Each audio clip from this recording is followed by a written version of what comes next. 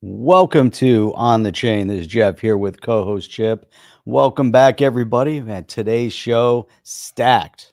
Ripple going global. As we know, we've got RLUSD rolling out in a country called Kenya. You might have heard of it. It's changing how remittances work. Really interesting how they're moving away from XRP to the RLUSD. We're going to get into Apex 2025, Singapore. Plus, things are getting heated on the Hill. Just when you thought the Democrats were going away, they're launching an anti-crypto corruption week. Guess which acts they want to block? Genius Act and Clarity Act. Hey, go figure. The GOP is definitely firing back because they're fired up. They want to make crypto great again. And the geopolitical madness doesn't end there because we got all sorts of other things that we want to get into. And Maxine Waters facing serious campaign violations. All that, lots of other great things that we want to dive into. So, Chip, you ready to kick this thing off? Let's go. Let's go. Welcome to On the Chain. Welcome everybody down the chain. Drop where you're coming in from. Where are you coming in from, people? Scotland. Scotland. I don't know. Ray Run coming all the way in from Scotland. Party time. Yeti or none. There's a Yeti today. Stick around. Twerp, Belgium. What did Yeti? Anybody type in Yeti? We got one entry for the Yeti so far. Celebrate good times. Come on. Boom, boom, boom, boom, boom, boom, boom, boom. That's what you have to type in right there. Right there. Rafi knows. Atlanta. Woohoo. Chad Nauseum from Chicago. From the good old Celebration, Florida. That's funny. Putting a sexy woman in the thumbnail feels like a freak show. It kind of is a freak show. Don't worry, there's a woman in the video, so you'll see the sexy woman's in the video. The video, right? Took her off the thumbnail, put her right into the video. That's how we play around here. How we roll. You see, fell asleep last time. Damn, son. There's no Yeti because there's no Yeti. There's no Yeti. Or because I was doing the show solo. I was having all kinds of difficulties. Puerto Rico, Northwest Coast. Joe is boycotting the raffle. That means he's not participating. Good morning from Ohio. Ohio, Lethal. What is up? But it's a good one. He's got the Yeti from the badass from the coffee, and he put the XRP Cafe logo on it. I like that. That's inventive. It's creative. Awesome. Let's kick it off, guys. Let's creative indeed. Well, it looks like they fixed the problem with Chrome. We shall see. If I dump, I'll be back on a different browser. And it looks like they changed that a little bit too. They updated so many things. All sorts of things updated. We can now mute people. We can change audio levels. You can do all sorts of cool things. We mess around so much. You can change cameras on the fly, microphones on the fly. You don't have to click the settings. Well, that's good. Yeah, that's kind of nice. You can just kind of. I saw that. And be like, boom, change it. I saw that. So Apex 2025 wasn't just a conference. This is from Ripple X. It was a convergence from tokenization and stable coins to programmability, new infrastructure. XRPL community came together in Singapore to shape what's next. They're doing the what's not Apex? What's the other one they run? Swell. Swell's going to be in New York City in November. Swell. I signed up for it. Let's see if they if I get a pass to it or not. Scott, but that's going to be coming up this November, Ontario. There we go. If you missed it, you want to watch the event. So I have the video here that they posted. Let me go ahead and add the video here right now. Yeah, this is so. I got to get used to these buttons, these new buttons. It's very the new buttons they're big Fisher Price buttons. You guys can't see them, but we can see them. They're just like they're big. Throwing me off, Jeff. And they're weird graphics. The other way we just kind of had a rhythm. Now there's like these big, kind of black and white Fisher Price style graphics. Fisher Price. No one even knows what Fisher Price is, Jeff. With a big red button. What do you think happens if you hit that red button with the arrow next to it? Does that remove you from the stream? Does that end the stream? Like exactly. I do that to Zoom all the time. Like I click the wrong button. Like I think I'm stopping sharing the screen, and I just bounce out of the entire thing. Like it's not intuitive. It should be a little bit more hidden. You know what I mean? But the thing is, Doesn't- you hover over it and it doesn't say anything. So I'm assuming that's the exit button, but maybe it ejects people, ejects everyone. And the stream is way up there at the top, so you can't accidentally click it. Yeah. Well, I'd that's like the way. when it tells you what it is when you hover over it. What does and it it say? doesn't. Doesn't say anything. Nothing. Doesn't say anything. Yeah. It does when you go over the other assets, but yeah, we're just discovering new stuff here. So we're gonna go ahead and throw this video up. I thought I downloaded it, but apparently I didn't. So Watch the whole video from start to finish. Anyone who hasn't seen Apex, now's your chance, because it's like 8 hours of content. No. Yeah, it's all posted on there, so you can go watch. We're not going to watch the whole thing. It's kind of a summary video of what happened at Apex.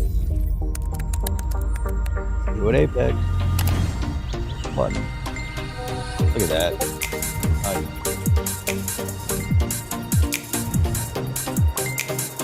We're at a turning point. We're not just modernizing finance, we're making it more inclusive, accessible, and programmable.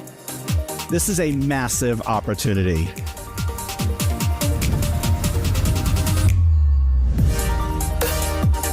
I'm excited about the new asset classes that we can't even imagine today. Now you can do them because you have an interconnected system with XRPL. Stablecoins are crypto's newest killer app. We've got $230 billion issued on chain today, and an expectation in the market that that number will at least 5x in the next few years. The vast majority of people globally are going to be transacting on chain, potentially without them even knowing it, because it will have proven to be better than what exists in TradFi. Commercial paper, treasuries, money market funds, stable coins. All of these things are happening today on the XRP ledger. Lighting. As the needs of the community have grown, so too has the vision. We're incredibly grateful for the people who helped bring the XRPL to life.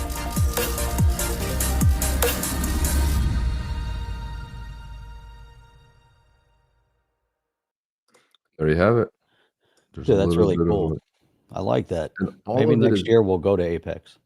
We were supposed to go this year, but we didn't. But they said, where do you want to have it next year? I said, there's only one location that you really need to have it, that everybody would be excited about going to, and that would be Miami. Miami. Forget about the exactly. Singapore shit. You're a US-based company. Have it in the United States, dude. Come on. Let's not play games here. Apparently, they don't build so much in the U.S. Well, they are now. Yeah. They will be. They it's will just like- soon.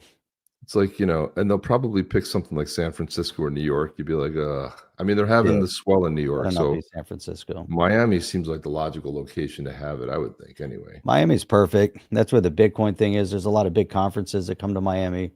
The only other place that I think you would potentially host it would be in Chicago at the McCormick Place in Chicago, because that place has it's massive, and you want to talk about like a central location to bring everyone. I would say Chicago, Orlando. Chad just mentioned Orlando. They have a nice convention center, and Miami. Miami's convention center is Not newer. Chicago. They rebuilt it. It's not as big, right? Chicago, let's X that out for obvious reasons. New York, remove that for obvious reasons. San Francisco, remove that for obvious reasons. That just leaves you Miami or Orlando. Orlando might be a good location too, because they have a really nice convention center over there. Bring it to the free state of Florida. That's what we want. So I wanted to talk a little bit about this. Yes. So I put a whole blog post on this, but this is interesting here. If you compare the stablecoin versus traditional remittances, if we look through this here, the speed, days to settle, traditional, it takes a long time. If you're using, it could take 3 to 5 days. Near instant settlement, 24/7, 365 days. So cost is like, they have 6.5% in fees. I actually think it can sometimes be higher than that. Depends where you're What are we going. looking at? What is that for? What? This is the for the stable coins. Traditional stable coins versus traditional remittances in this column versus the stable coin in this right column here. Plus you're paying FX costs, which you don't know what they are. That's the whole fun. It's like a hidden tax. It's like if the currency changes, if you're sending something to India, you could have a big surprise or not have enough money. So you have lower fees, no FX markups because it's near instantaneous, and transparency, limited tracking. You don't know what's going on. And a lot of times you don't know what the problem is until it's too late. So you lose time where the RLUSD is fully traceable and verifiable. On the accessibility side, you got bank or in cash location is necessary. Where the stablecoin, you got digital first, there's no banks required, and reliability subject to delays and failures, which you know too well, and then on-chain settlement, fewer errors. Yeah, probably next to no errors. Yeah. So it talks about, and then it gets into every one of those: financial inclusion, transparency, security, stability in volatile economies. When it comes to fiat currencies, being unstable. So it's the way to go. I mean, it's definitely the way to go. And then, of course, 100%. on the XRP is burned, so there's a little bit of use of XRP. A little bit. A little bit. You have this one Ripple put out. The University of Kansas, UBRI, which is their university initiative, fueling an on-chain art collaboration led by Dr. Perry Alexander and Spencer Museum. By blending blockchain, storytelling, and community memory, the project explores how people can reclaim ownership over space, memory, and digital expression for the public good. It's a compelling example of blockchain beyond finance. Check out the latest in the UBRI confirmation series. Let's click on this. Why for the public good? Why does it have to go into Marxist ideology? Yeah, well, hopefully not. Hopefully not. Yeah, so they have a whole it was all about on a blockchain on the podcast here. It's an art medium.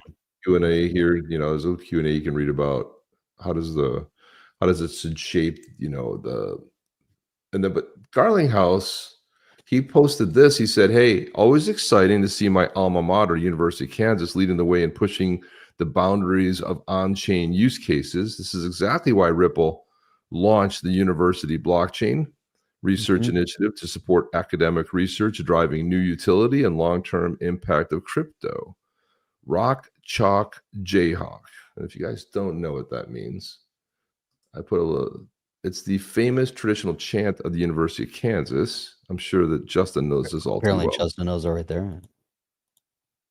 And rallying cry used by Jayhawk fans at sporting events. What I didn't know is it was from 1886. It had a little different version. It was created by a chemistry professor. So when you think about chalk, it's like funny. It's like, why is, chalk in there? But it's rock, chalk, Jayhawk. So it went rah, rah, Jayhawk, go KU. Yeah, go KU. And that turned into rock, chalk, Jayhawk. It's funny because rock, chalk, because it rhymes. But anyway, there's that right there. Look at that. Thank you to Rough Rican. Keeping the lights on. Good morning to all who believe in crypto and held during these low times. Better times ahead. Stability and clarity is on its way. That's right. It's interesting, to that point, Chip. I like what he's saying. I like his commentary. Yeah, it's great. I mean, and you gotta say with Rough Rican, keeping the lights on. Yeah. Now you guys could it doesn't always have to be Rough Rican, the guy that's always, contributing here. I mean, because let's face it, Rough Rican is a nonstop contributor here, man. I gotta say, he's the longest OG in the space, always here on Saturday mornings, which is fantastic. Comes in, to the stream, but Saturday mornings, you can just bet Rough Rican's gonna be one of the first ones in here. And it keeps the lights on. Believe me, man, we get hit with all kinds of fees and stuff, and it's all the software we use on top of, the stuff we use for our thumbnails, the Adobe suite, like there's a lot of stuff. And Jeff and I always said, we're not coming out of pocket to do this. Like we already donate our time. We already do a lot of show prep. There's a lot of invested in it. Jeff does these custom, songs. We invest a lot of time in it. So there's a couple ways you can support the channel. You can either purchase some coffee, which you'll be damn happy you did, because it is the best coffee. Jeff and I are coffee snobs and we don't screw around. So there's the coffee that you can purchase. It's a little pricey, but again, it's roasted to order. That's the difference thing. Your order comes in, it gets roasted and gets sent out. You're having beans that are roasted within a few days. That is something that is really, I don't know anybody else that does that, unless you go to right down to where the coffee farms themselves, where they might be able to roast them. But roasted and shipped beans is why it is so good. So, and probably a few of you have ever had just roasted beans, which it says right there. We roast them, we order to ship them the next day. How's that for badass? The other way is we do give away Yetis on the channel. However, you can also purchase a Yeti by going to xrp.cafe. If you search Badass Yetis, you'll see the blue tribe come up or the white tribe, and you can go ahead and part with some of your XRP, and that's another way that the channel sort of benefits. So those are two different ways. Or you can wait till the end and hopefully you'll win one. So, and then you can yell rigged when you don't win. Rigged. Or even if you do, we've had that happen too. So Always rigged. always rigged. Always, so that's always great. rigged. It's always rigged for the winner. Zober says it's good coffee. Damn right, it's good coffee, man. And always get the, look, if you don't have a grinder, right? You go like, I don't want to mess with that. Do yourself a favor. Get yourself a grinder. They're like $25 on Amazon. You can get a decent one for $25 where you just put the beans in there, you grind them, you put that in your coffee, and I'm telling you, man, it's the difference is unbelievable. Now, if you want to like grind it for a day or two, cool, but the whole purpose of grinding it fresh is the taste, right? Still, and the beans, when you get them, they still have some of the oils on them. Jeff and I always, I would throw a couple in my mouth and eat crunch them them up. nuts.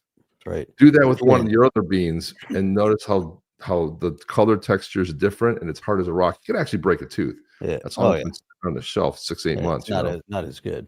Adrian Stormvarg, Jeff Chip, OTC fam, London in the MF building via La Manga, Spain. So you're on the Arsenal preseason tour for 25-26. All the teams going on preseason, which is really cool. We got Barcelona is getting ready to play July 31st. They're playing in South Korea, first time in 6 years. So they're going to be playing there you go. South Korea, which is pretty cool. Hoping to actually go see that game. So not sure if Justin just had some black silk. Folgers isn't bad coffee. It's actually not bad. Not the black silk. I think is the real coffee though, not the instant stuff though. Nah. Jimmy Young, how do you think the launch of ISO 2022 next week will affect the XRP price? Do you think yesterday's pump is because of the launch? I don't think the XRP pump was tied to anything other than Bitcoin. That's it. 100% Bitcoin.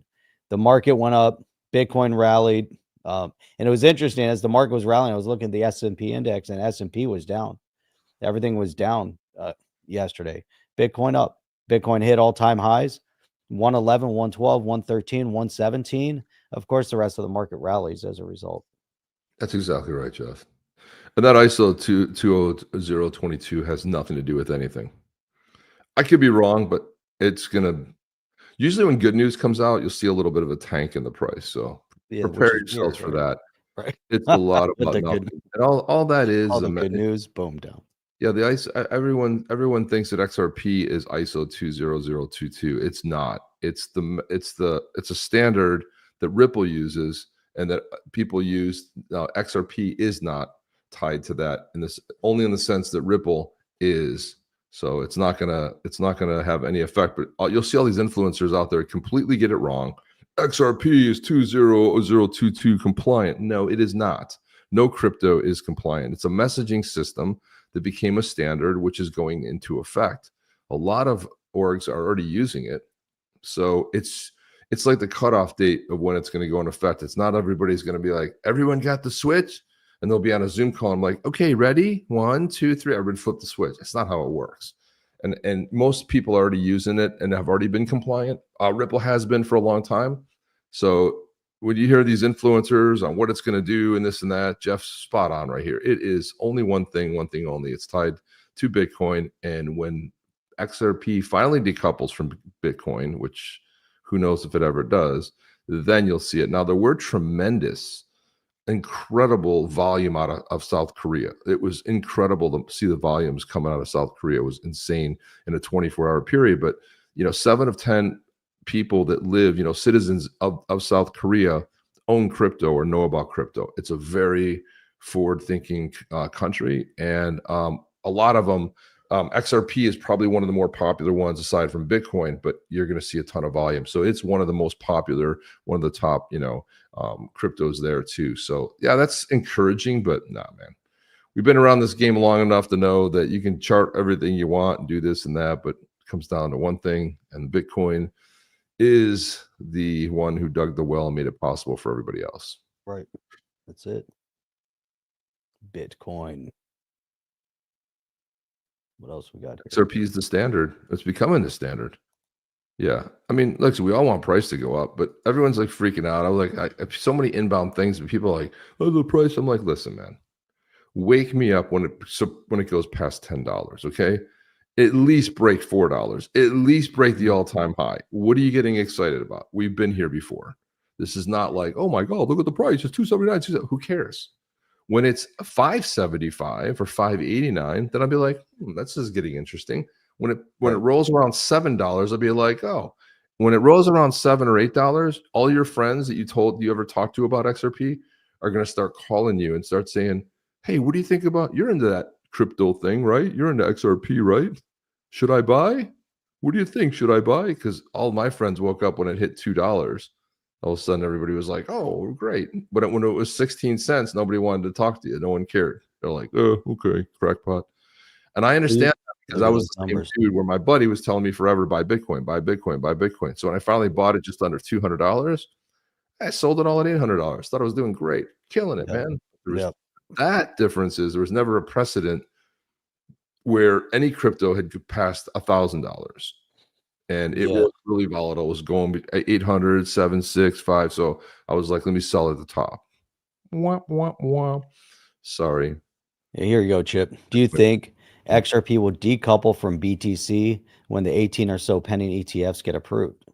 That's very possible. Now, it was a really interesting. That's a great question. You know why, Jimmy? Because there was a great stat that came out, and I wish I could find it. I read so much stuff. It drives me insane when I can't find it. But and I'm paraphrasing, but it said the Bitcoin price increase, I think 75 or 80% of it was because of ETFs, not because of people purchasing Bitcoin. So that's really interesting to see if that actually drove this latest rally in the price. Now, I definitely think there's something to the ETFs. Now, I'm way more excited about all the ETFs because then you're going to have, they're not all going to be spot ETFs either, but you're going to have people who traditionally, and again, it comes down to what Jeff and I talk about a lot on the channel, is the custody part of it. It's so easy to get into an ETF, you know, and the way it tracks it is different, but they are purchasing it. You know, it does have, there is volume in that. And that's why I was so shocked at that stat. I think it was like 75 or 80% of it was being driven by ETFs. So I think you're onto something there, Jimmy. I do definitely think there's something to it. Spot Bitcoin ETFs recorded over 1 billion in daily inflows on Thursday as Bitcoin surged to a new record. And here you go. IBIT has become the fastest exchange traded fund to reach 80 billion in assets under management. So, you know, there is something to that. I agree with what you're saying as well. Big money moved into the Bitcoin ETFs. There's different Bitcoin ETFs. We're going to see a huge influx into the XRP ETFs, and you know, it's the ETFs are priced out a little bit different, but the movement that we've seen, if you look at, let's say, GBTC, I think is probably one of the more popular ones, and you look at how that's growing, you know, over time in comparison to, let's say, you know, Bitcoin itself. You know, Bitcoin, obviously the entry points on GBTC significantly lower, but obviously it's tracking a very similar percentage gain, you know, over that same period of time. 25. But go to that tip on April 25. What is that actual cost? Like, put your cursor over it. $60. Okay, so from 60 to 93 in just a very short period of time. You're making a nice gain. I mean, that's a really nice gain. And obviously, if we go to max, you know, if we go back to where it launched back in 17, it was, you know, low numbers. It's been around for that long. It opened at 54 cents. Even look at 2021, like there was some there was some, you know, some valleys there. If you look at there, not the peak side, but come back off between 2019. Yeah, there was, but look at that. I mean, you got it in April here at 60, and now you're at 93, inching up. Karma, are you talking? You're saying FOMO starts at 100. You talk about 100 for XRP. Is that what you're talking about? When the FOMO really starts at 100? I don't know. I have a feeling it might start sooner, just because traditionally XRP hasn't. But I'm just clarify that statement if you're talking about XRP or not. 8 million each ETF. Yeah, year over year, look at that. 81% gain. You Same, can't beat yeah. an 81% gain. Oh, you're going to have mass hysteria at $100. I mean, mass freaking hysteria. And how I think many, and let me ask the question, everybody, how many do you, when it hits $10. $100, of all the OGs that were in this space where I'm not selling, how many do you think would have at least liquidated half of their bags before $100? I have a feeling it's probably substantial because people have been, now I would always think that someone would at least hold some of it, Mhm. right? There might be some holding, but yeah, I mean, some people don't need that much to be, I'm done, I'm retired, I'm traveling the world, and I'll see you later, stupid, right? That's kind of where you'll be at that point. I think Yeah, it's is crazy. for an ETF? 50%. BlackRock. Yep. BlackRock filed. I'm pretty sure they filed. I think we already covered that. We talked about this was an interesting initiative, a ripple impact on drought insurance pilot they did in Kenya. It finally finished, and they were able to insure 517 pastoralists. Remember, we workshopped that.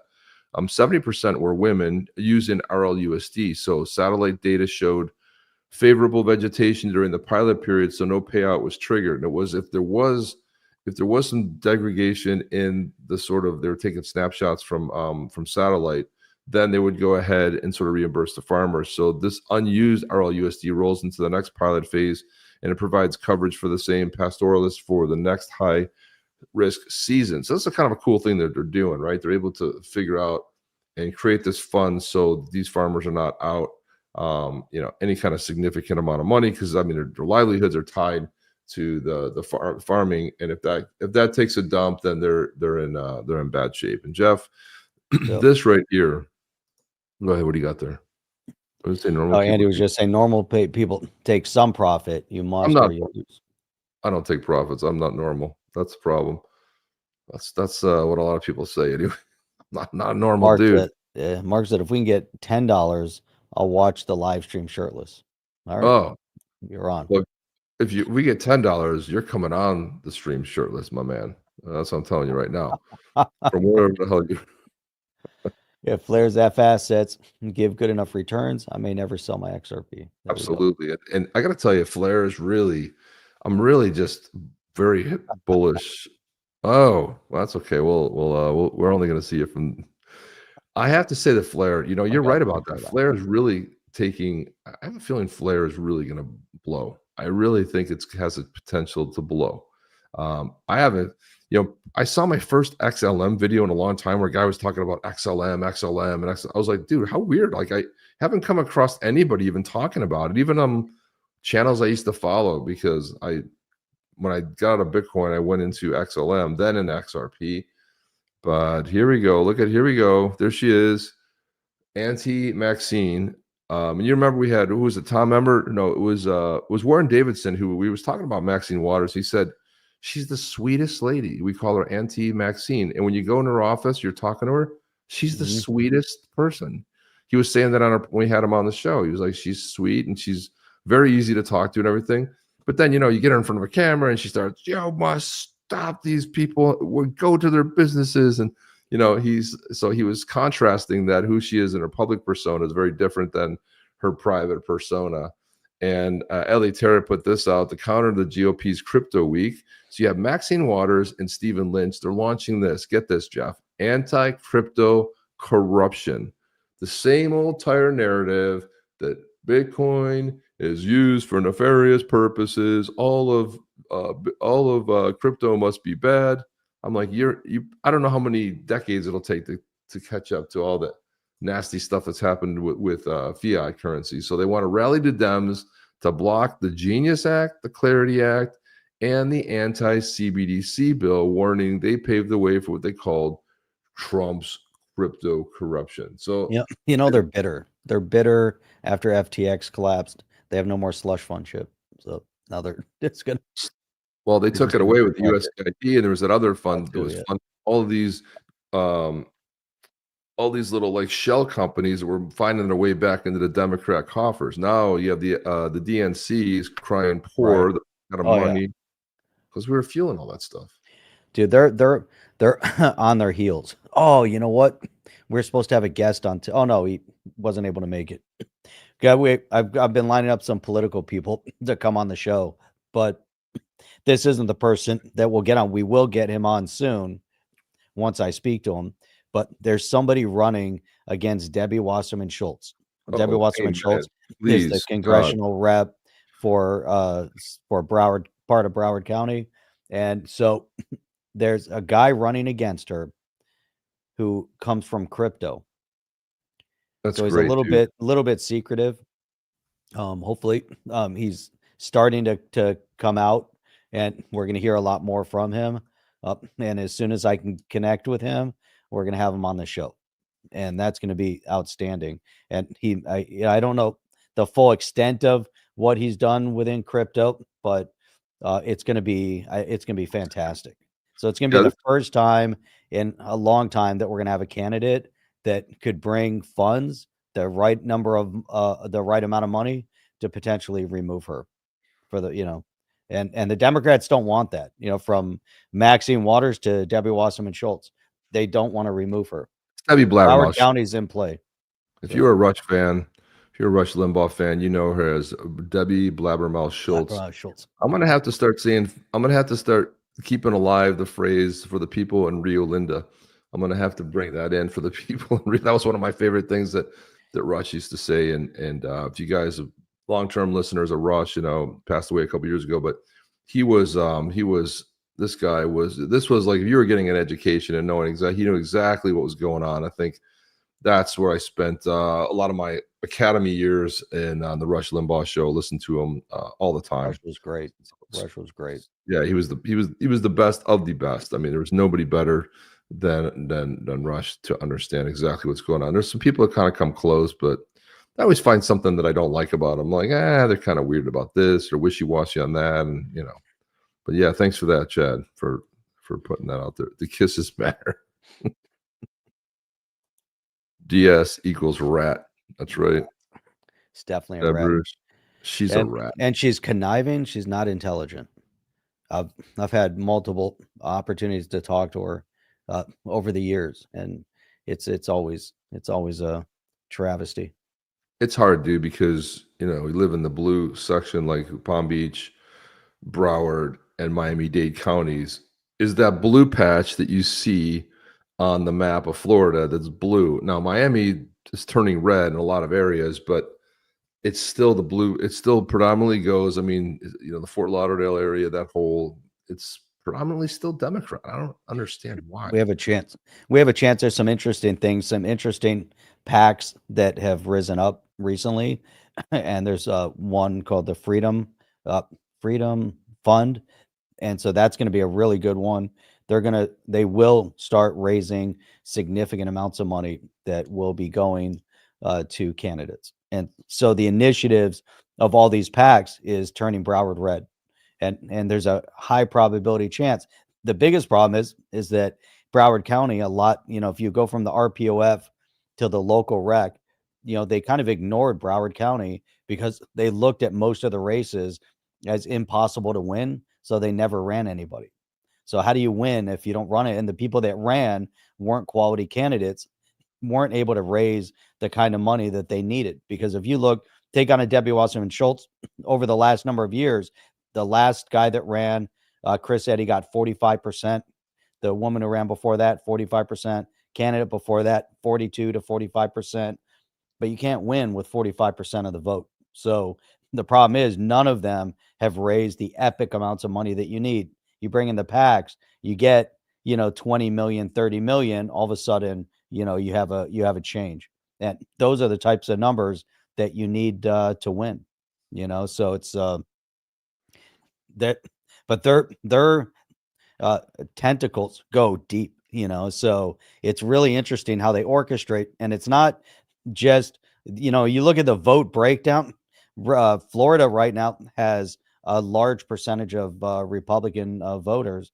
Broward County is also shifting. A big part of the corruption within Broward County can be traced back to the supervisor of election office and the voter rolls. The voter rolls have for many years were unclean, and the corruption went right to the supervisor of election. So that has been changed. But what people don't understand, that, you know, you want to break down, you know, religions, or, you know, you want to ethnicities of voters, you have to look at the corruption within the system, because the Democrats, they move money, they bring huge amounts of money down here from the Northeast, and the DNC will pump tens of millions of dollars behind the candidates. The problem is they have the judges, they have the school board, they have local politics, they're everywhere. And so, and when you see a Republican candidate, you know, a seat opens,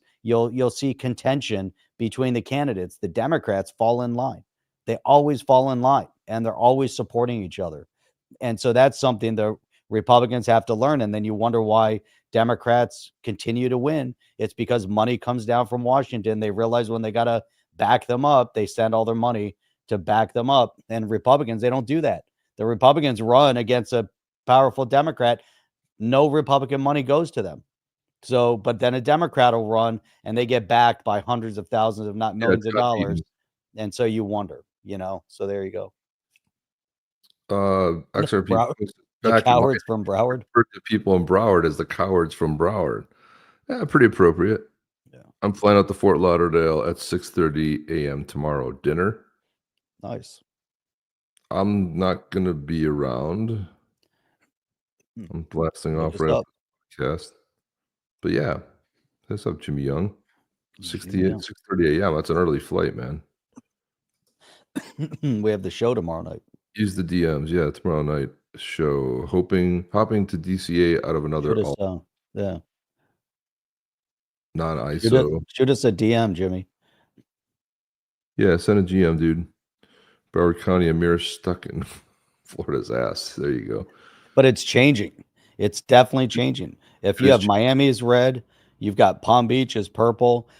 Broward, the last holdout of Broward is right around here. But again, the reason why they kept winning is because of the lack of focus. The RNC or the RPOF basically look and so we're not even going to run quality candidates. We're not going to back the quality candidates. We're not going to help quality candidates. We're not even going to look for quality candidates. So when you do that, how are you going to win? You don't win. You know? So now it's time to turn it over. Planet. What's that? Anybody who's behind the Republican Party are some of the dumbest humans on the planet, and that surpasses most Democrats. Unfortunately, right? It's unfortunate. At a local level, on the national level, they're always calling me for money. Hit me up. I'm like, delete everything. I don't want to hear from you people. Shut your mouth.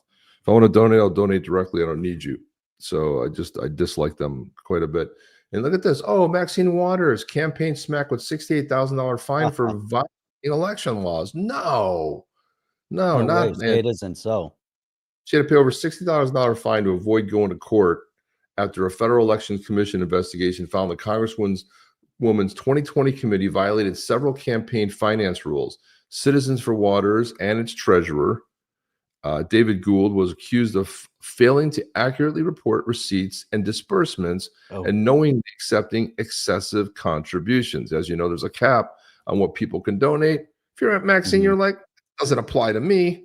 The Democrats never think any of these rules apply to them. Per an FEC report released on Monday, the FEC found that the Citizens for Waters understated both contributions and expenditures by hundreds of thousands of dollars, as well as accepted $19,000 worth of excessive contributions, made $7,000 worth of prohibited cash disbursements. By paying the $68,000, the campaign will avoid a court battle. So basically, they paid the money to just make this go away, which they shouldn't be able to do. They should go to court and they should have to deal with it and then get fined. And the fine would be more than $68,000. So by raising hundreds of thousands, listen, if you're a business person and you realize that you can either raise hundreds of thousands of dollars and pay a very small fraction, because this is what the banks do when they do money laundering. They launder $1 billion, $2 billion, and then they pay a $100,000 fine or $1 million fine. Who cares? Is it worth it? Yeah, they're making more money than they're paying out. It encourages them to do bad things. We're at the more past the halfway mark. Jeff, why don't you roll that beautiful? I'm gonna roll it. I'll roll it, and then we'll come back and we're gonna talk about this the the Stock Act. There's the violating the Stock Act within Congress, and I think people need to hear that because Debbie Wasserman Schultz just recently breached it again. So Maxine Waters, Debbie Wasserman Schultz, it's a trend, and we'll see how this trend works. So are you guys ready? Buckle in, get ready for this one. Make sure you get your hands on the keyboard ready to type in the word of the day if you don't know what it is yet. And here we go. Let's roll this thing. We the badass Yeti from the blue tribe.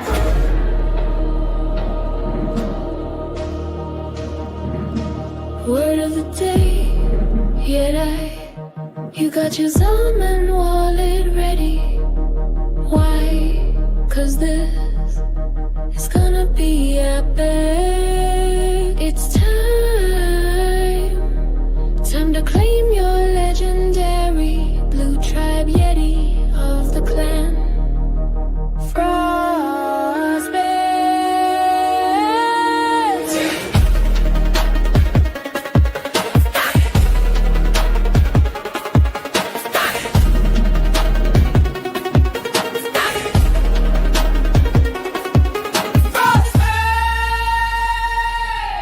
His name, Skull Mo. Let's go!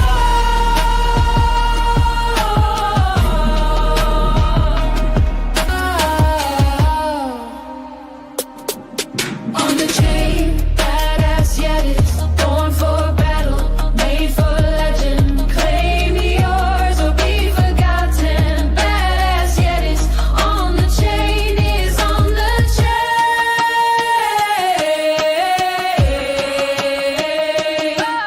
On the chain.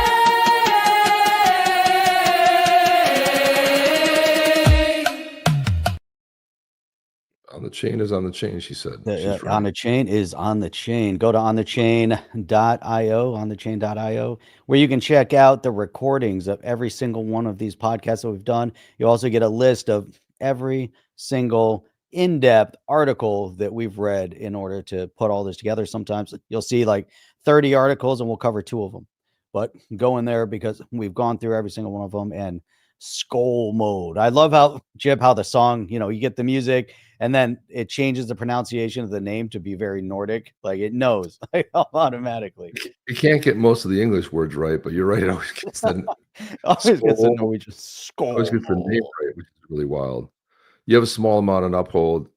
So Uphold will place under review. Sometimes they Mhm. you have to do the KYC stuff usually on an annual basis. So if you leave it sit for a while, it Yeah. can go under review. So it's like pretty standard for most. But it's easy to get out of there. Just follow whatever you need to do. A little Scully molded from Oh Yeah. There Scully you mold. go.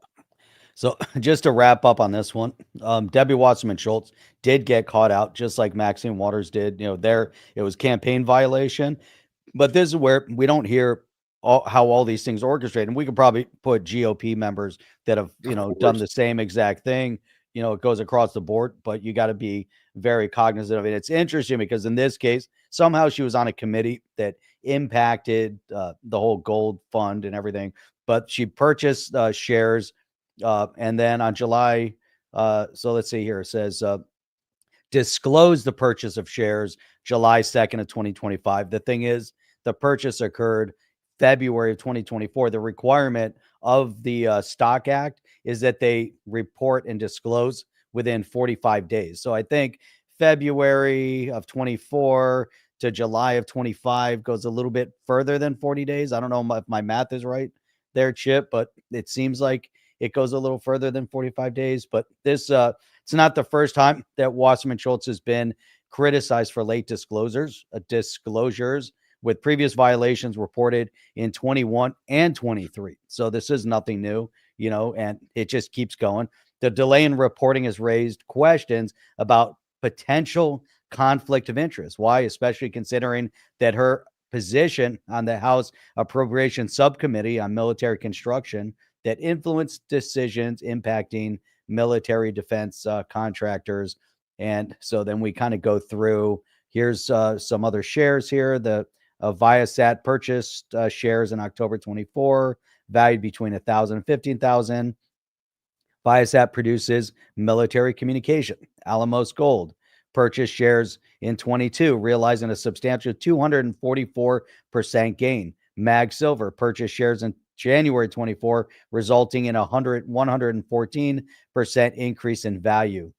So while these trades may reflect her investment strategy, the recurring late disclosures have fueled ongoing discussion regarding transparency and potential conflict of interest among elected officials. Now, when you look at it, is she managing her own portfolio, not managing her own portfolio? But the big component of all of this are the gains that they're making every single time, and that there's a conflict of interest because somehow each one of these politicians is in the know and they're on a subcommittee or a committee that has influence over the industry of what they're buying. And so they're in the know of who the companies are, what's happening, how it's going to impact, what the outcome is going to be.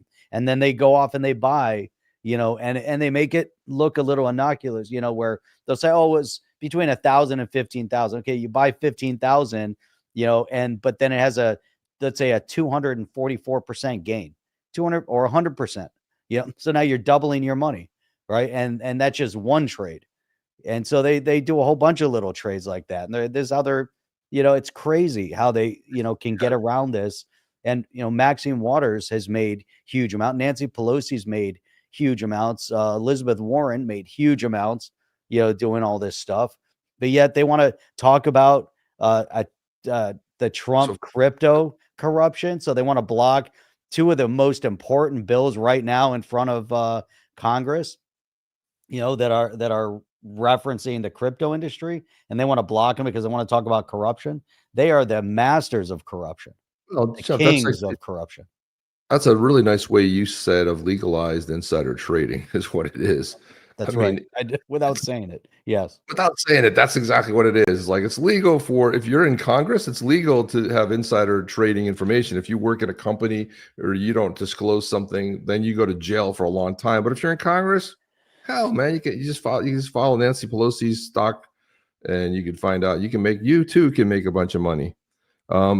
Cynthia Lummis rhymes with hummus. We need to do. She's reminded us was on Charles Payne. Oh, Jeff. And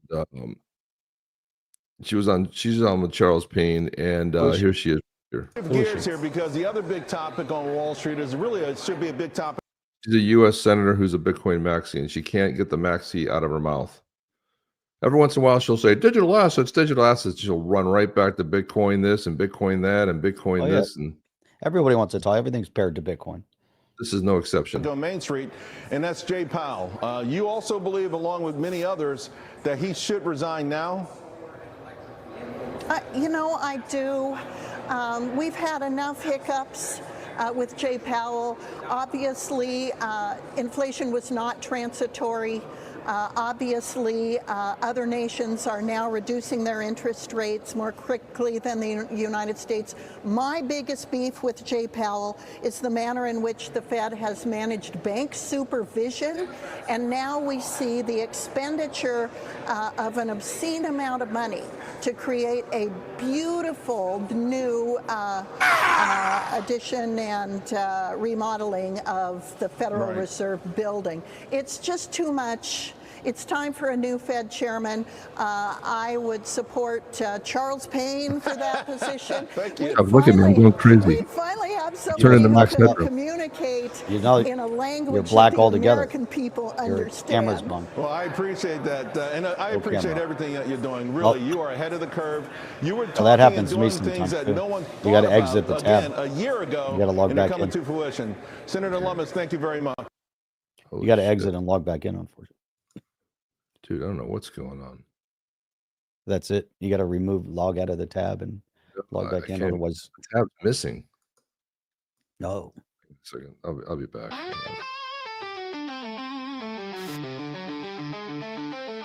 Right, a short, funny segment to introduce that our next segment is clickbait time.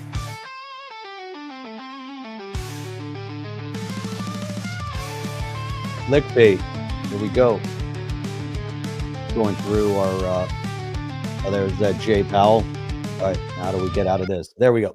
All right, so that one, it's interesting, and I know we're going to kind of dive into, where, she was going with this, the whole thing with Powell. Now, you look at with Jerome Powell, they want to replace him now all of a sudden, say, hey, we got to take him out of the Fed.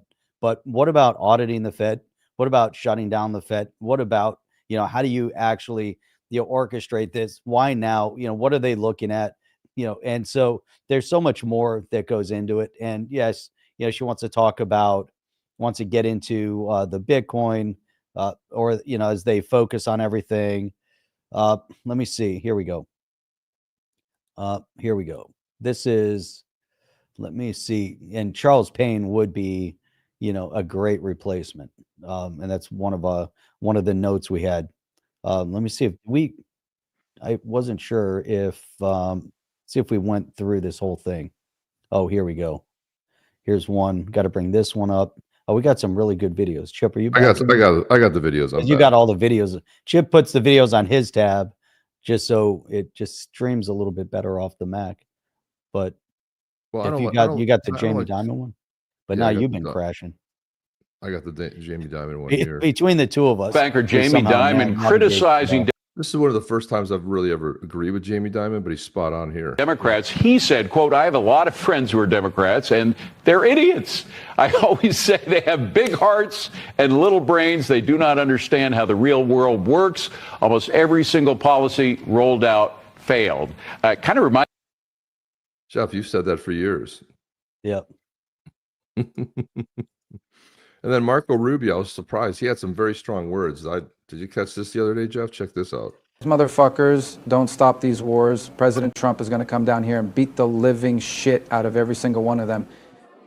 You think any of them can take on the boss? President Trump will knock the shit out of Hamas, Bibi, that little midget Zelensky, Putin, and even Putin's bear, all at the same time.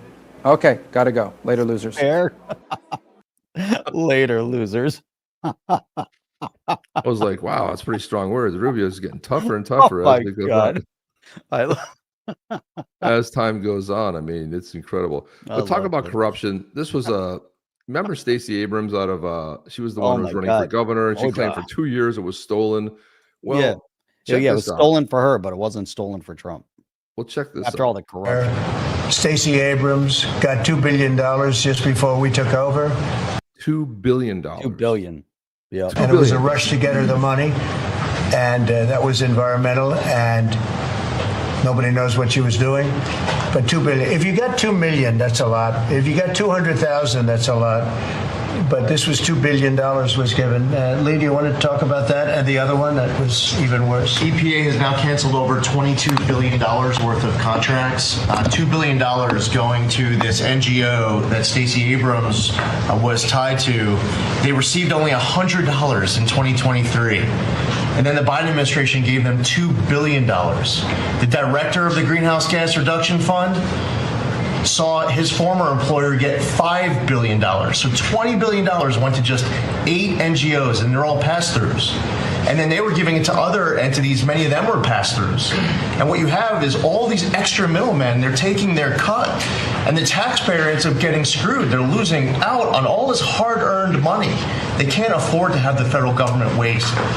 The partnership with Doge and Elon Musk has been incredible at EPA. Their team is very talented. We wouldn't have been able to do it without them.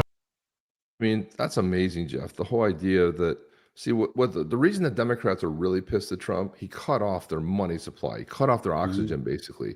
All that money was being passed through all these shell companies. It was flowing into Congress, not the Congress directly.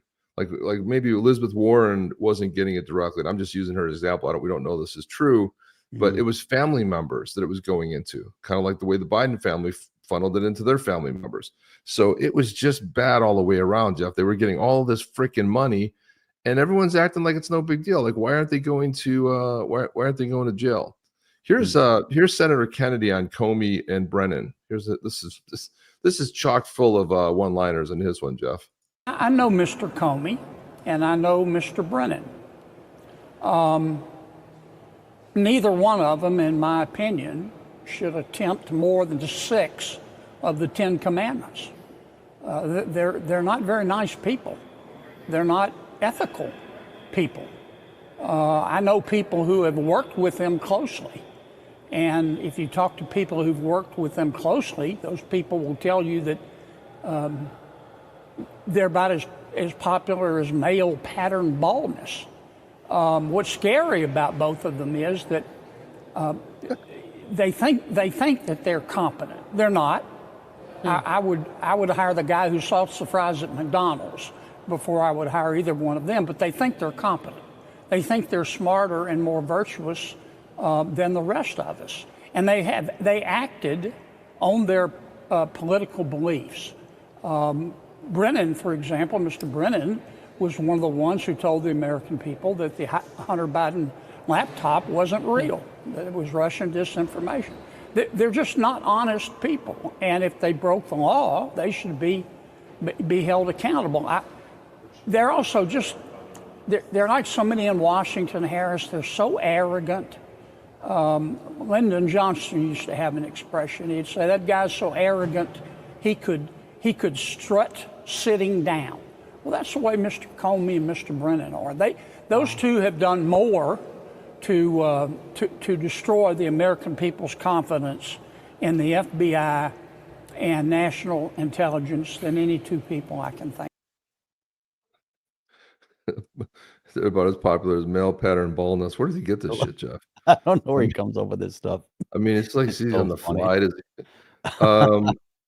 This one here is probably one of my.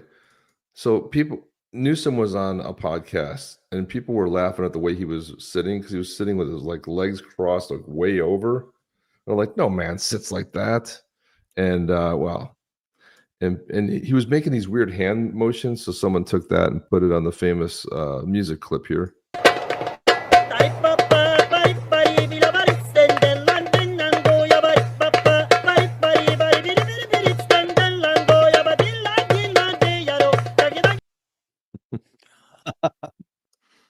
I never get tired of watching those clips with that silly. I don't know who the first one that started it, but that's some funny stuff. And then I can't get enough of these ones either. Baby Trump telling jokes. This is funny. You call someone with no body and no nose. What? Nobody knows.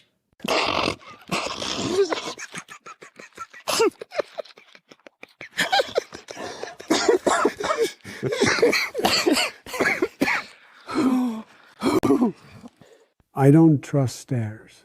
Why? They're always up to something.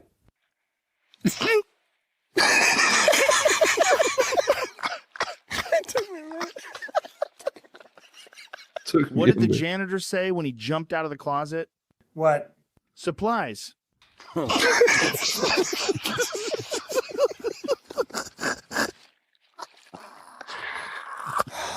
Oh my Why God. do bees have sticky hair?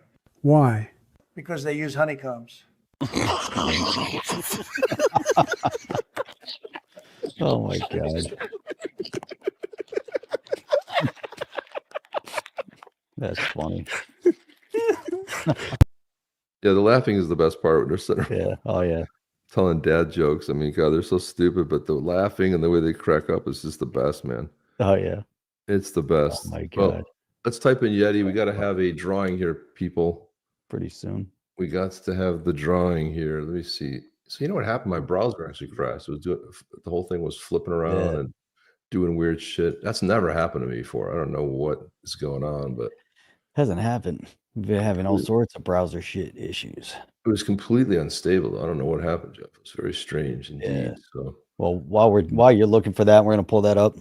Let's roll the song again, just to get people fired up. How many Yetis do we have in the? you have a 1 in 10 chance right now. 10. We got to double that. So 11. here you go. You guys have a minute to add at least another 9. So here we go. We've got like 300 plus people between X and YouTube. So start loading them up because you can win on any platform. So as long as you're here with us live, there you go. Okay, let me roll this. Rug pull time. Rug pull time, Scooby-Doo. Here we go. We the badass Yeti from the blue tribe.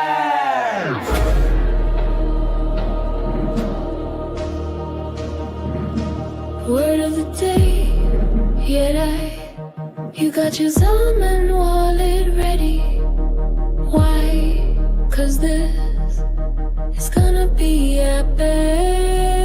It's time to claim your legendary blue tribe Yeti of the clan. Frostbite.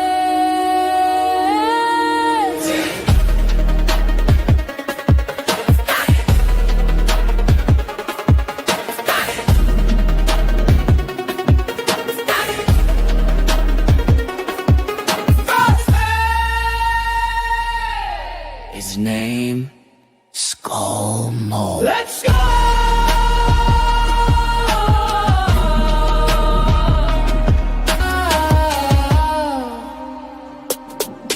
On the chain, badass yetis, born for battle, made for legend. Claim yours or be forgotten. Badass yetis, on the chain is on the chain.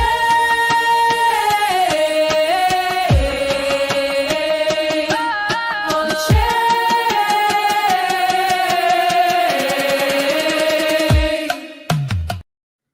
Bump, bump. On the chain is on the chain. Just so you guys know, on the chain is on the chain. In case you were On wondering, the chain is on the it always chain. sounds like Yeti, but the name perfection every single time. Skull Mold. Guys, we have 17. I saw Crypto Eddie. She had 2 T's in hers. Not good. Uh-oh. Because Not you know good. what? Yeti is spelled with one. Okay, she did spell it right. She did get it right. There you go. She comes from my music. That's it. See that? That's the only reason to show up, Jeff. That's it. Comes music in is everything. for the music is everything. Gonna have to mix it up. I'm gonna start putting in some put in some of the Crypto Wealth wants to know why do you use that woman as a thumbnail? So you guys will come and watch the music, listen to the song. you have to come Get some badass Yeti coffee. Soon to be badassery. So that OTC logo is awesome. Oh yeah, it's awesome. See that? Hells yeah. Boom. You know where else you got Thank that? you very much. Appreciate it. Thank you. Appreciate it. Chip designed that logo, by the way. Too much. Look at It's that. blockchain, dude. It's a bunch of blocks. Intricate. Super intricate. Bunch of blocks. When you start looking at it, it starts turning upside down and weird. It's like a whole MC Escher thing going on there sometimes. Yeah, that was awesome. MC Escher. We have to get a transparent version up there, Jeff. I don't know why it's showing the white. Yeah, I don't know. Well, that's a whole new thing. We weren't able to do that before. For some Yeah. And all of a sudden we can do that. So hey, before it even starts, it's rigged. Well, listen, you got a 1 in 18 chance. It's not going to get better chances than that. Certainly, like not winning the lottery. So, with that being said, I think it's time that we go to the screen. We got 18 in there. I'm shocked it's so low, but hey, it is what it is. Summer Eve in Tokyo. I just Summer Eve, yeah. Tokyo. How many hours ahead is Tokyo? Is it 12 hours? Or is it 13 hours? 12 hours. So it's late there then. Later. It's Cubert. So that just puts you kind of in a certain generation. If you know, I never heard of, I don't know what Cubert is, Jeff. Sorry. Before my time. Never heard of it. That was before your time, Chip. Cubert. Depends where you are. Yeah, I guess it depends. How many hours is Tokyo ahead? 12 from or Miami, from New York. Oh, right. Oh, good point. Eastern time. Yeah, that's a good point. Yeah. How many hours ahead from where we're at? From we only care about where we're at. Doesn't the whole world time-wise revolve around us? How about crypto wealth in Belgium? It's 10:18. There you go. Wasn't that the easier thing to ask, Jeff? Like, what time is it right now in Tokyo? Then we could do the math. That would have been a lot easier. Right. But I think like Eastern time is like the center of the world. It's 13 hours. All time zones are kind of spaced out based on where we're at, not where anybody else is at. 12 hours would be 9:19, so it's 13 hours ahead of time of us on the Eastern time. There you go. That's what it works. Okay. Yeah. All right, guys. We have 18 in there. We're gonna have to go with it. I'm gonna go ahead and roll this thing. You want to get the Badass Yeti music backdrops? Get ready, Jeff. All right. Put this up so we can have that little bed of music in the background. Yeah. So there you go. Oh, wrong one. It's not time for the chip rant. Chip rant already happened. We're done with the chip rant. It already happened. Already ran. It already happens. I don't even know if it happened today, but it happens every show. All right, guys. Let's go. I want to hear any complaints. I don't, because StreamYard.com/giveaway, and I click the button. That's it. Let's go. Who's going to win? Who's going to win today? Tick, tick, tick, tick, tick. I'm seeing a lot of the names in there, all 18 of them. Who's going to win it? Who is going to win it? Adrian Stormvarg. Adrian Stormvarg. And it was close because I saw everybody come up right before. Then you always think, like, oh, and then no, that's the rug pull right there. It slows down. It's like when you have that big timer and that big thing, and it goes, got the little leather thing, and it's tick, tick, tick, tick. And it's always like tick, and you're like, I won, and then it goes tick, bankrupt. You're done. You're out. What was that game show? Was it Price is Right? Price is Right, spin the wheel, and they spin the wheel. Go ding, Jeopardy ding, too. ding. Jeopardy had the wheel where they'd spin it, and then it would be like on $5,000, and I'd go one more click to bankrupt, and they lose everything. They finally took that show off the air. I did not like that host. He was such an arrogant nut job. Price is Right. No, on Jeopardy. Jeopardy's Jennings, the winningest guy that ever played the game. He became the host, and I'm like, no, that's not a good. They should have a winner. Yeah. Yeah, it was wrong. It was just wasn't host material. Wheel of Fortune was the other one. Boom! Look at that. Adrian was ready, like bam, just like that. But Adrian's on top of it, man. That might be the fastest. Ken Jennings, that's it. Thank you, Ken Jennings. Thank you, Stormvarg. Stormvarg. That does sound like a Yeti name, and you know what? I have a feeling that is a Yeti name. It is a Yeti name. It is a Yeti name, Stormvarg, and now it's Skull Mold. Skull Mold. Got congrats. Beautiful on that. Cheers. OTC. Man, I gotta go to fam. YouTube. Adrian Stormvarg. And what's the Yeti he won? What's his name, Jeff? Skull Mold. Oh, let me pull him up. Mold. Maybe he's going to become Adrian Skull Mold. Skull Mold. Hang on. I got to go into YouTube in order to actually copy that. Yeah, it's weird that we can't do it here. It's a very odd thing, but it happens. What am I listening to? Oh. Base It 44. happens, people. Whoa, base 44. That's a cool thing. Hang on. Let me pull this up real quick.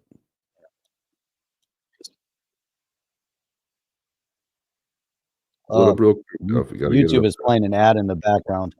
There we go. Oh, I see. That's the guy right there. Stormvarg is now Skull Mold.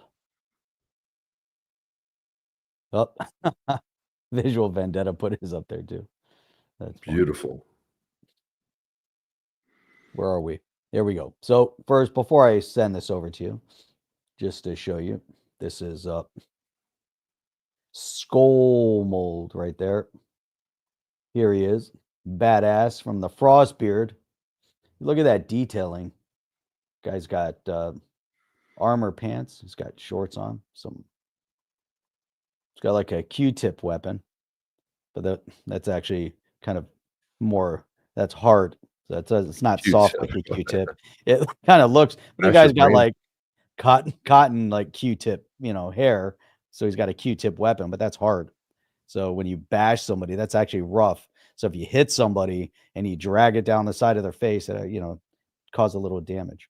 Yeah, we had to take the blood off of that. It was a little too much. Yeah. You don't want that. So, no, you don't want that. Don't want that. Nobody wants that. No. Hell no. Heavens no. Oh no. Heavens no, Jeff. All right, here we go. Get ready. You can Heavens. clean your ears. All right, getting ready to transfer this bad boy over to you. So, do they have blue earwax? While you're doing that, I wanted to play the Stephen A. rant real quick. They're not Stephen A. smart. was on Chris Como. So while you're doing that, I'm going to play Stephen A. rant. This was good.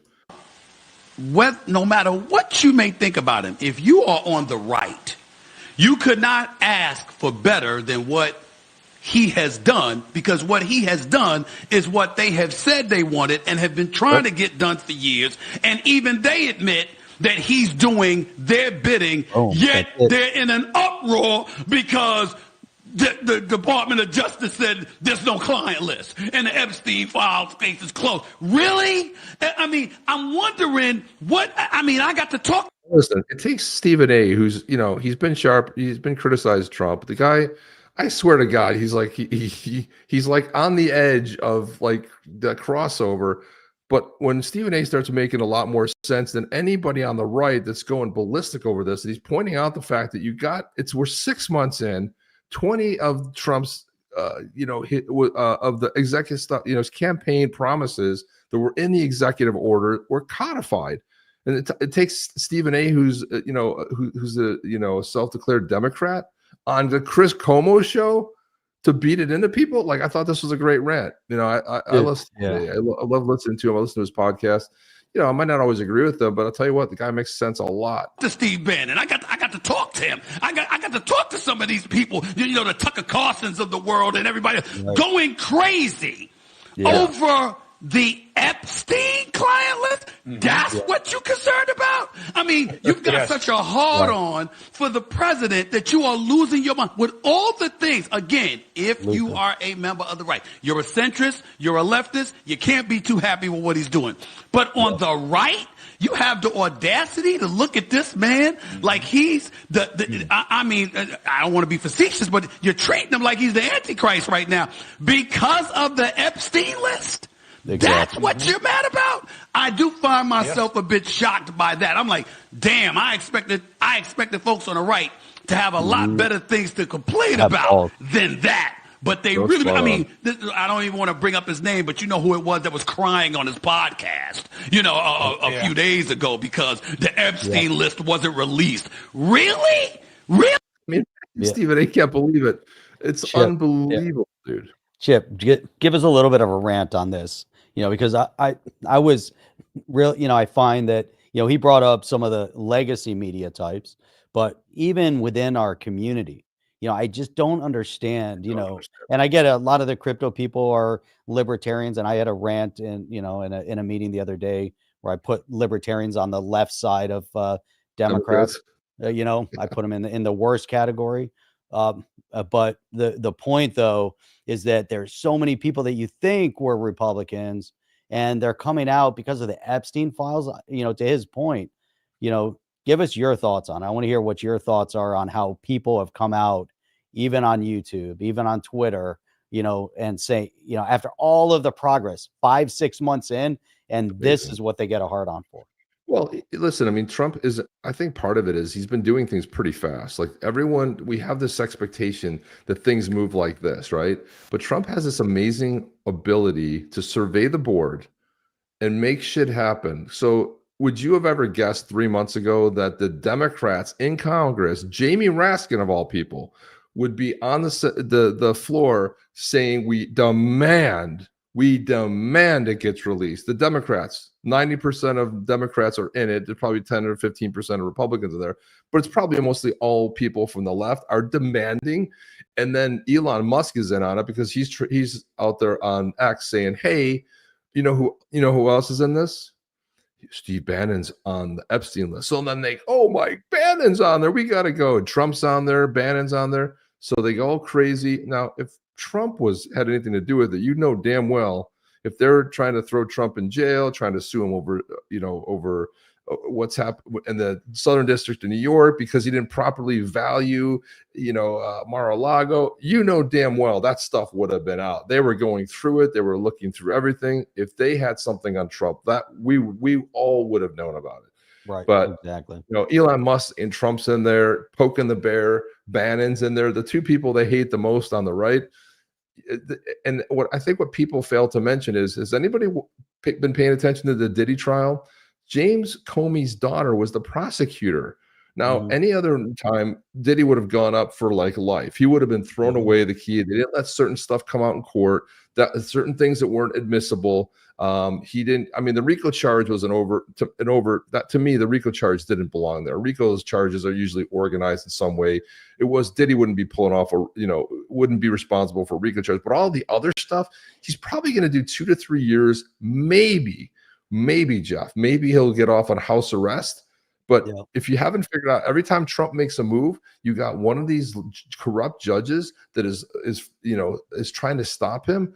We just had the Supreme Court ruling on the birthright citizenship that he can go forward with it. And what do we get? Boom, another judge that's trying to stop that. So what kind of convictions do you think are going to actually appear? Now, if you guys were following in Florida, we know this well because Bondi was the Attorney General in Florida, and Trump contributed a lot of information about Epstein to put him away.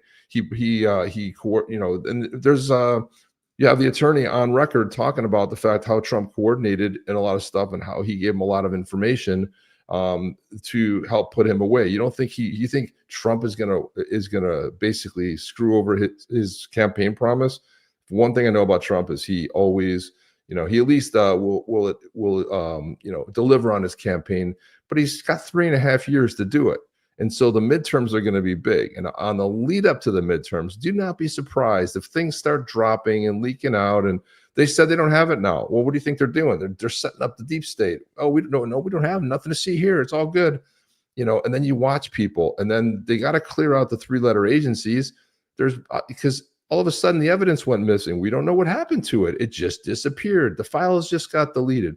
If you don't clean up the bad people, if you don't get rid of the people in the 3-letter agencies, if you don't clean house, if you don't then crush it in the midterms and then get rid of these rogue judges by going through Congress, getting rid of all of the level setting stuff, this is not a 4-year typical presidency. This is a last shot chance. Or like Trump or not, this is the shot we have to make it happen. He wasn't going to take the deep state out. He wasn't going to drain the swamp on the first one. A lot of mistakes were made, but this is the shot to do it. And to me, people getting angry over this, I'm like, I'm not angry over this. I've got 3.5 years to go here. Right. I mean, 3.5 years to do it. But and the thing is, if they say like, oh, it was a suicide, or it starts no way, it's a suicide, and then, well, if you guys pay really close attention, like I did, when they brought the body out, and someone got a picture from far away when they brought the body out, it wasn't Epstein. You get that people took a shot of the face, of the ears. If anything, he might be. There's two theories. He might be in custody. I'm going on a rant here. He could be in custody, possible, because he knows too much.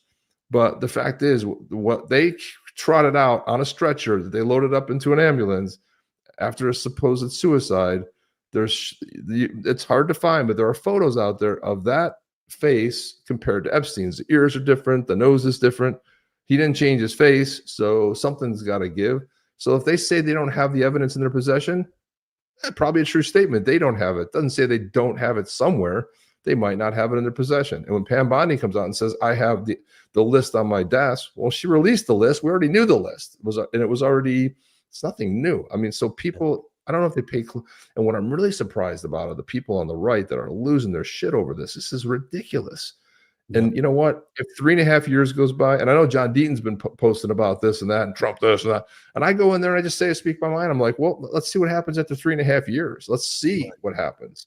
If that's the truth. Then we can get up on our high horse and we can start saying that was a promise, you didn't live up to it, blah, blah, blah. But I think this far in, listen, man, if you know how Trump works, if you ever read The Art of the Deal, if you ever saw how he telegraphs stuff, he'll be halfway into a deal. He'll say, no, I don't need the deal. Well, somebody's already way too invested in the deal, and they start panicking. Then they start crumbling. It happened on the tariffs.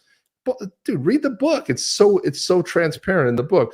He did the same thing with the tariffs. He's like, no, we're going by this is the drop dead date. And if you don't do it, then he moves the date, and he does all kinds of things to keep people off their guard. And this is key in a negotiation, because at some point you're worried that the deal you had or thought you were going to get is going to be worse. So you basically, give in. And look what happened to Brazil. He told Lula, hey, stop messing around with Bolsonaro. The guy didn't do anything. They're trying to get him on corruption charges. They try to do the same thing to Bibi. They try to do the same thing to Trump. You pay attention to the leaders that the left is going after with these indictments and these fake trumped up charges, because those are the people you want to pay attention to, because those are the leaders that are doing something to piss a lot of people off, right? On both sides of the aisle, the so-called uniparty. And I look at, and all of a sudden, what did Trump come out with? Oh, Brazil, you guys are special. You got a 50% tariff. And they want to kind of come back and say, we'll give you a 50% tariff. Don't play the game with Trump. You'll have a 100% tariff. And guess who needs the U.S. more than the U.S. needs Brazil? So you want to play games, you want to win stupid prizes, that's how you have to do it. But anyway, thanks for giving me the rant, Jeff. I was excited to go off on this topic. I got someplace to go. But yeah, that's it. I mean, Jeff, where did I go wrong there? I mean, why are people losing their shit over? I had to talk so many people off the wall. And our buddy Jay was the same way. Jay's like, dude, what are you guys even talking about? He's one of the few people I saw that said, like, This is ridiculous that people are losing their shit over it. And they'd be like, I can't believe Trump said, like, you're still talking about Epstein. We have these catastrophic floods going on in Texas. We have all these good news happening. We have the big, beautiful bill, and you guys are talking about this. Now, all he did was inflame those people. This is what Trump does. This is his freaking MO. This is what he's fantastic at. So much so that the Democrats are crying out. And what happened? Epstein. What's Epstein? Most people don't know. You know, maybe your friends and neighbors never heard of Epstein, but they're looking and researching it. This is how you get the people on your side. So when the prosecutions come and, oh, look what we found, or, oh, some evidence turned up. Huh, how about that? Then you have to have the will of the people on your side. And as you see the polls go up, then it'll be a lot easier. And then these people have already seen the rogue judges.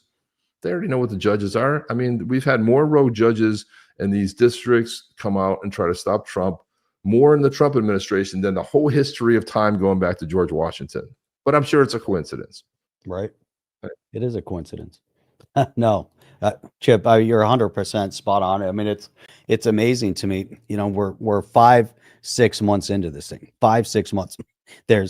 And yeah, I mean, the whole thing. You know, you want to get into all the things that happened, and the whole ordeal with the whole Epstein thing. Yeah, you know, it's horrible, but that's, you know, there's so many more things from a global scale that have to be orchestrated, you know, right now, that have to be taken care of right now. 5 months into it, things have been happening at lightning pace. The fact that, you know, Pam Bondi came out, they say something, you don't think that, again, behind the scenes, they're not orchestrating things against people. We're already seeing big victories. We're also seeing, you know, that the GOP has coalesced behind what he needs to have happen. The Democrats were, you know, we saw the big, beautiful bill come together. That went through. That was key. They're negotiating over tariffs. That's happening right now. You know, went in, had to take care of Iran. You know, there's all these little things that are stacking up one after another. Even the whole Iran thing. Trump went in within 37 hours, came back out, you know, bombed different sites, but yet media personalities came out and they're like, and even some of the conservative ones were like, oh my God, you know, he said no new wars, and we're getting ready to be embroiled into, you know, long-term, you know, drawn out battle. And that's what they said was going to happen. It's so crazy to me, you know, that all of that has happened. But I'm also, you know, seeing, you know, things that are coming out. I see a couple of you guys posting this stuff in here, and I have to comment. You know, the fact that anybody thinks that there's some, you know, tie-in that the U.S. government is somehow being manipulated or controlled by Israel is the craziest thing I've ever seen. And I've seen, you know, a lot of libertarians like talking about it. Others like trying to connect dots on it. Yet, are there Jews in this country? There are Jews in this country. Are there Jews that are in Congress? There are Jews in Congress. There's Catholics in Congress. There's Protestants in Congress. And there's a couple of Muslims in Congress and in government. And so the fact that everybody wants to focus on Israel is somehow manipulating what's going on in the U.S. government. I mean, that's the craziest thing I've ever heard. Israel's a country the size of Rhode Island. Are they able to orchestrate things, and have they done pretty amazing things over the last years? Yes. You know, they have you know, strong lobby in this country because there's Jews in this country. They do. You know, are there other strong lobbies in this country? There are. We just talked about all the corruption from the DNC. Is that being manipulated by Israel too? It's not. You know, is Israel facing, you know, similar type of leftist ideology that's corrupting the government over there like it is over here? Yes. Are there the same players behind it? Yes. If you want to, you know, tie it back to like a George Soros and some of those other people, yes, you know, there's power moves that are being made. Leftist, socialist ideology, Marxist ideology is what's ruling the rule of the day, and a corruptive nature of leftist ideology, you know, and that's the fact. You know, I've, you know, been involved in this a really long time, and it's not true. You know, all the things that I keep seeing being published and posted. It's crazy. Is Mossad a strong, secretive agency?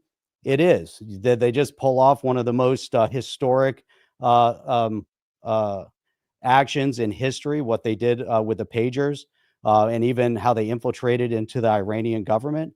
They did. You know, does the CIA do things? Yes. They're all over the place. The MI6 over in England, do they infiltrate everywhere? They are. You know, so you have the CIA, you have MI6, you have Mossad, and then you have the KGB over in Russia. Every country has its secretive uh, uh,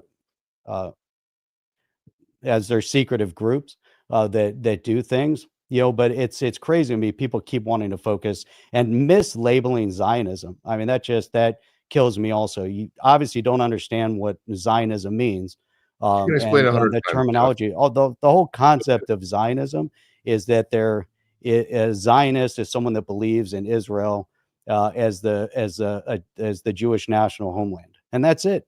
It ends the whole there. thing. That's what Zionism is. It doesn't control anything, doesn't do anything else. And if you think that Zionists and at large are the holders of all money, then you're ignoring the fact that there's Christians that hold all the money, and there's Christians on the leftists, you know, that adhere to leftist ideology that are worse.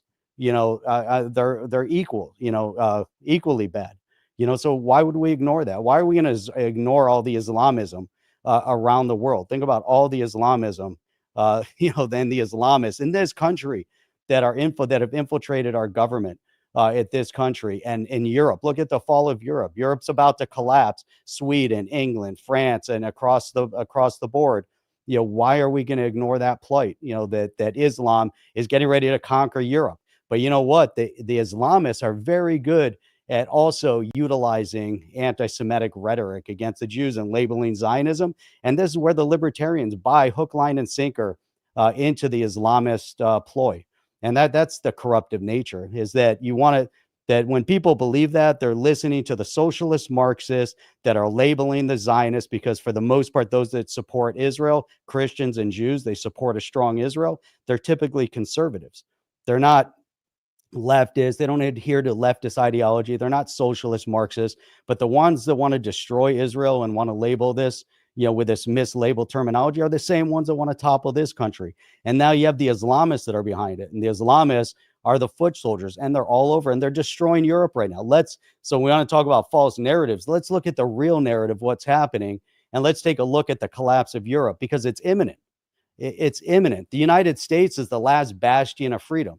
In the United States, of all 50 states, there's a handful of states that are going to stand up for freedom, Florida having to be one of them. The majority of the states are falling to leftist ideology. Look at even Colorado. Used to be a Republican stronghold. They've destroyed Colorado. It's now a leftist stronghold. California, New York, etc. You know, though the states are toppling, not to the level that the European nations are.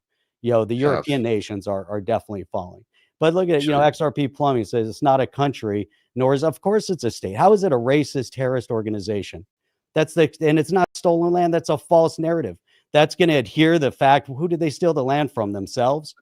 You know, go back biblically, look at history, look at biblical history, look at history in general, and let's just go through the years, and you'll see 100% that Israel has always been the land of the Jews, and it's the epicenter of Christianity and Judaism. And that's it. That's the bottom line. So who do they steal from? The Muslims. So if you're going to adhere to that, you're buying the Islamist rhetoric, hook, line, and sinker again, because Israel is the land of Christians and Jews. There is no disagreement. It's history. It's fact. So go based on fact. Don't go based on false narratives and fictitious information. Despite the fact that you have facts, this is what I love. This is what I love in a debate, when you can't bring receipts, but you want to talk about your feelings and what you feel like. Because, Jeff, you know the Jews are responsible for all the evil in the world. Don't you know that the Jews are the money grabbers? And don't you know that the Jews are behind every central bank because of the Rothschild name, who is debatable in itself, but they're responsible for everything. But they don't have a right to have a country that goes back 3,000 plus years that is tied to it. I mean, and it's Christianity too, 2,000 plus years that can tie it to it, but even further than that. And so that's the receipts. So if you look at, so this whole idea, and why is it that the surrounding neighboring countries, which are Islamic countries like Egypt, like Jordan, want no part of anybody from Hamas, or they want anybody from Gaza? They won't allow them in the country. They won't allow them near the border. They'll shoot them if they come anywhere, because they don't want that negativity in their country. They don't want that element in their country. They've said it publicly, and that's why, maybe publicly they're saying one thing, but that's why they're cutting deals. If you look at in that region. What most people don't know, if you're not in tech, you don't understand that Israel is an epicenter of tech. How can a country so small have some of the most impressive startups, most impressive things that are going on in AI? And you're never going to read it unless you're like a real tech head like me. You'll never read about this.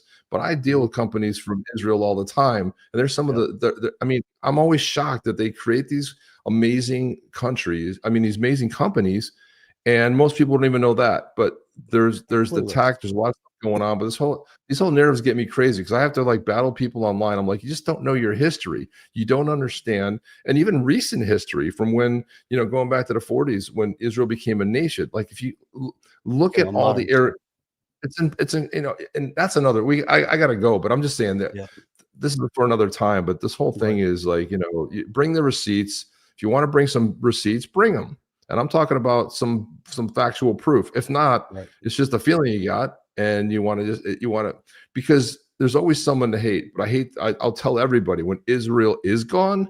Let's suppose Israel's gone, never on the map anymore. The U.S. is the real target. They'll tell you time and again. Christianity, Judaism, want them both destroyed. And you know, you got Christians that are being slaughtered. Nobody talks about it. No one ever talks about it, Chip. Ever. They never talk. They never talk about all. I mean, hundreds, if thousands, are being slaughtered, just killed, home, you know, torn up. You got it also going on in South Africa. You know, there's Christians around the world that are being destroyed. Never makes a thing. One thing happens, and then everyone's going to stand up and the, you know, to me, you can't have a religion that's not based on some element of love or treating people well. If your religion says you kill people, hey, if you don't believe like me, I kill you. I'm sorry. I don't know if that qualifies as a good-natured sort of a thing, but I also know plenty of people too that don't have that in their hearts. It's just the one sector, but that 20% of bad seeds seems to be a pretty strong element. And look at what happened around the world. Look what's happening in the UK. You know, these grooming gangs, you know, these young women that are being raped, and where they get slap on the wrist because they don't want to look racist.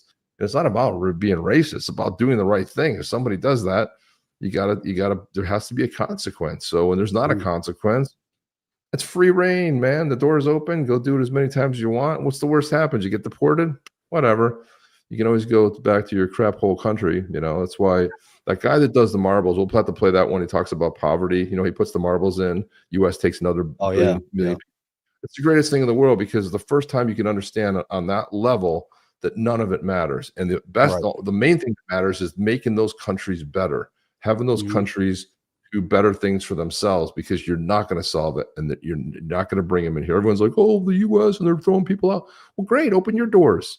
Open your doors. Where do you live? What country do you live in? How many are you going to take in? You know, and the Vatican, you know, I grew up Catholic, but the Vatican's probably the worst of all. They got this giant wall around there, and you got the Pope criticizing the wall. Well, take down your wall, and how many refugees would you like to take in and house in this place? And let's see how long these antiquities and all of this stuff stays around for in one piece before it gets destroyed, pissed on, crapped on, right? Let's see how long that stays. I don't say very long. So don't be a hypocrite. If you're willing to go ahead and line it up, you know, and put temporary housing in there, great. Because the Vatican runs its own city. It's its own epicenter. It gets taxed very differently in Italy. So all this kind of stuff of like, oh, you need to do this. No, the U.S. doesn't need to do anything. The U.S. needs to take care of its people. Every country needs to take care of its people. I didn't see that last one. I like you like a brother, Jeff. Well, that goes. Well, that's even worse. You love him like a brother. Now it makes sense. Now it all makes sense. In yeah, I'm in FTV. Sorry, man. We ran long. We didn't mean to go long, but man, you set us off here. But anyway, and we can get into that in a whole different show. I definitely know my history. I've studied it inside and out, and I've traveled the world. I've been to a lot of parts of the world. I've seen it all, but yet, you know, I just don't understand. I'll never understand why people are willing to ignore Islam and what the Islamists are doing and what their agenda is, you know, what their agenda is and how they're conquering the world. They've already said it. They're the ones that are outspoken about not, you know, destroying the world, you know, turning it into a caliphate.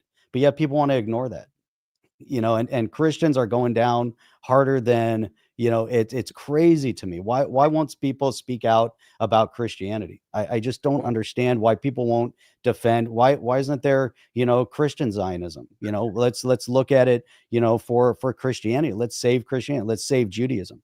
And I don't understand why people are okay with the caliphate and they're okay with the Muslim nations supporting this and destroying the United States and destroying Europe. But the biggest part in Europe is that just like every religion, I don't care if you're Jewish, I don't care if you're Christian, as soon as you adhere to leftist socialist ideology and you want to become a complete atheist, once you become an atheist, you're no longer a member of that religion anymore. You've now gone so far to the other side that you're going to do everything you can and be outspoken against against your religions. And because they don't believe in organized religions, they want to topple them, they want to destroy them, but yet they want to ignore the Islamists.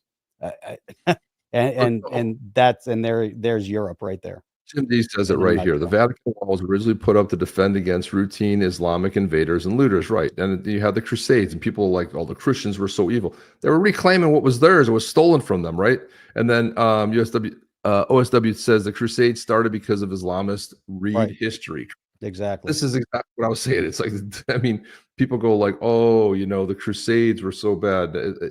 I don't know where the mental breakdown happens for people, but there has to be some kind of mental illness conditioning, because you can't take this negative stuff in all the time without doing a little bit of reading of history, because it all goes back. And if you go back 3,000 years, you can see that it's there. And even if you look in the Bible, even under Christianity, it talks about the Palestine and Palestinians, but not in the way that you think. It's not exactly like there's a land and there's a place and there's none of that stuff at all. So to me, it's a lot of it's fabricated, and thank God we have something like scriptures to be able to go back to and get an account of what it was like, at least 2,000 to 3,000 years. So it's not like and if you think about it, Israel is also the home of Christianity. Christ was a Jew. Christ was a Jew, and and people are like, oh, the Jews killed him. Yeah, he was a Jew. They were all Jews. I mean, right. It's like saying it was the Romans. The Romans were in charge. Right. The Romans were the region. Right. The Romans were controlling the region, and they said that the Jews killed them. Pontius Pilate. It's like there's so much misinformation about everything. They go, oh, the Jews ratted them out. Well, guess what? It'd be like in the U.S. and they say, oh, the U.S. someone in the U.S. ratted them out. Yeah, because they're all in the U.S. It's like, right. To me, it's amazing to me. We go back historically and we go and look at that region, and here's the one thing that you can rely on 100%. This is whether you're Israel or the U.S. If Israel today, put down all their weapons and said, look, we're going to retreat. We're going to put our weapons down. Then you would have the Islamists would come in and destroy Israel. They would destroy them. If Hamas put their weapons down, that would be it. That would be the end of the fighting. It would be as simple as that. It'd be over. They'd be done. Same thing in Iran. If Iran, didn't have any ambition towards nuclear armament, none of that would have happened. And that's, historically speaking, and that's just how it is. I mean, think about, everything that the U.S. has had to do throughout history. If we wouldn't have gotten involved in World War II, where would things have ended up? If we would have just said, look, we're not going to fight, we're just, then the rest of the world would have been speaking German by now. I mean, it would have been, it's just crazy to me. It's such an easy situation to understand. That's all. Yeah, and we spent some time. I spent some time before you got there, but Jim D and I were talking about this. Jim D also knows his history really well, and is very well read on the subject as well. The Crusades were 300 years. Tardy response to Islamic raping and pillaging to go on the offense. Yeah, a little bit late, true. But Jim D, we had some in-depth conversations about that, so it was really good to hear. But anyway, guys, we are going to get out of here. We went long, didn't mean to. I need to get out of here. Thank you for everybody for coming in. Sometimes we tend to get a little bit longer sometimes in the weekend, but we will be back tomorrow night. Yeah, well, good for you. That's good, because the U.S. you'd all be speaking. Europe would be German. They'd be speaking one language.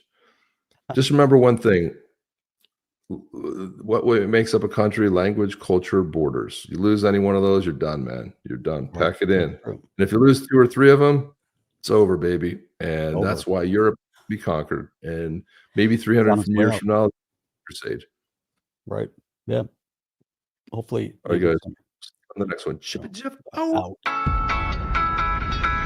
Are you down with OTC? Please like, subscribe, and click the bell to be notified when the next video drops.